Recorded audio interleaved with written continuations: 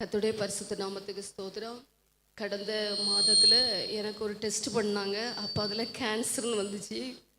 ரொம்ப துக்கத்தோடு இருந்தோம். ஏசப்பா என்னப்பா இப்படி ஒரு வேதனையான்னு சொல்லிட்டு அந்த வேதனையில் 2 நாள் ரொம்ப ஒரு பைத்தியம் கணக்காக ஒரு பைத்தியம் புத்த போல் வீட்டுக்குள்ளேயே நடந்து தெரிஞ்சிட்டு இருந்தேன்.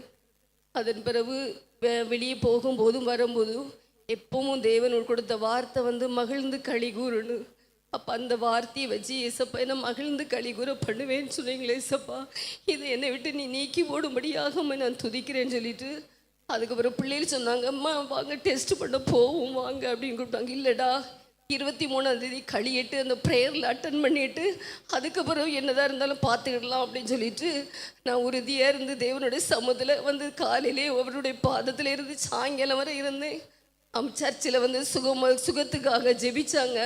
அதில் எனக்கு பிரபு நான் ஜெபிச்சுட்டு மன உறுதியோடு போனேன். என்னை மகிழ்ந்து களிகூற நீங்கள் பண்ணுவீங்கப்பான்னு சொல்லிட்டு அந்த வார்த்தையை பிடிச்சிட்டு நான் ஜெபித்தேன் ஒவ்வொரு நாளும். அதன் பிறகு வேலைக்கிழமை காலையில் கிம்ஸில் போய் செக்கப் பண்ண போகும்போது அவங்க சொன்னாங்க, ஒன்றுமே இல்லைம்மா நார்மல் என்று சொன்னாங்க. சொல்லிட்டு சத்தான டேப்லெட் மட்டும்தான் எழுதி தந்தாங்க. சுகத்தை கொடுத்த தேவாதி தேவனுக்கு நான் கோடாய் கொடி நன்றி செலுத்தி இருந்த சாட்சி முடிச்சு